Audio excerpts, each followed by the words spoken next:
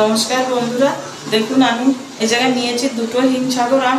আমি আমের সন্দেশ বানাবো, এই জন্য আমি এই হিমসাগর আমই নিয়েছি। এই আমের সন্দেশটা কিভাবে বানাই আপনারা দেখতে থাকুন।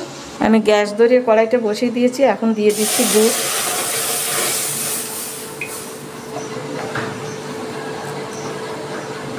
দুধ বেশি গরম হওয়ার দরকার নেই, আমি দিয়ে দিচ্ছি ছানাটা আমি 10 মিনিটের মতো বসে বসে সুন্দর করে হাত দিয়ে মেখেছি।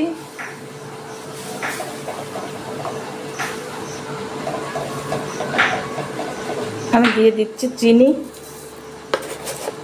আম মিষ্টি তো আমি বেশি চিনি দিচ্ছি না, এই চামচের 2.5 চামচ দিলাম।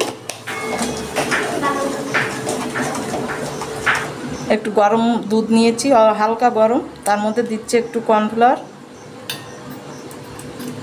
দিচ্ছি একটু আমুল দুধ। এটা আমি একটু ভালো করে মিশিয়ে নিচ্ছি। আমার মিশানো হয়ে গেছে, আমি দিয়ে দিচ্ছি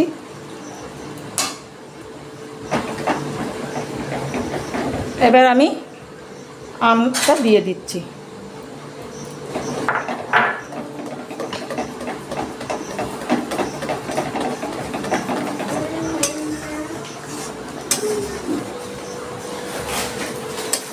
দেখুন আমার একটা হয়ে গেছে।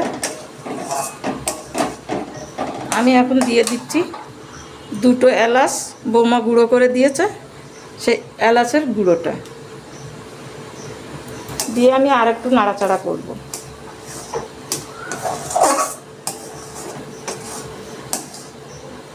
দেখুন কড়াই থেকে ছাড়িয়ে যাচ্ছে। আর বেশি শুকনো করলে সন্দেশটা শক্ত শক্ত হয়ে যাবে, খেতে ভালো লাগবে না। আমি একটু নরম থাকতেই রেখে দিচ্ছি আর কি। এই সন্দেশটা আমি যেভাবে বানালাম এইভাবে আপনারা বানিয়ে দেখবেন, খেতেও খুব ভালো লাগবে। ভালো লাগলে আমাকে একটু জানাবেন। আমি গ্যাসটা অফ করে দিলাম। আমি এই থালাটা ঢেলে দিচ্ছি। বৌমা এই থালাটা একটু ঘি মেখে রেখেছে যাতে তাড়াতাড়ি উঠে যায়।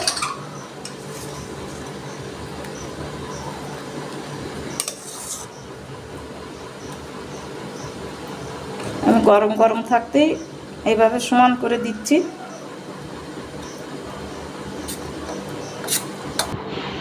দেখুন আমি এইভাবে রেখে দিয়েছি, ঠান্ডা হলে কাটবো। এখন আমি দিচ্ছি একটু বাদাম কুচি।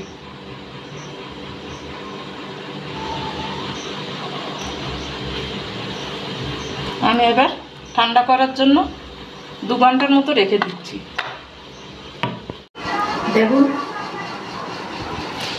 আমার দাদা নিজে নিজে একটা কেটে নিয়েছে, এখন আমি কাটছি।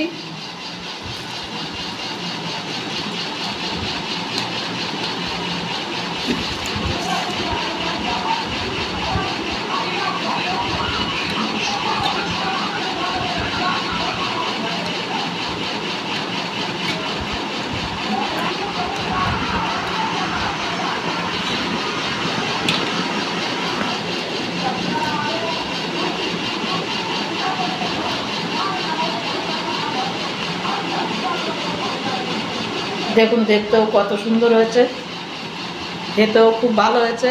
দাদা কেটে নিয়ে খাওয়া শুরু করেছে, আমি ভেঙে দেখাচ্ছি। দেখুন এর ভিতরেও খুব সুন্দর।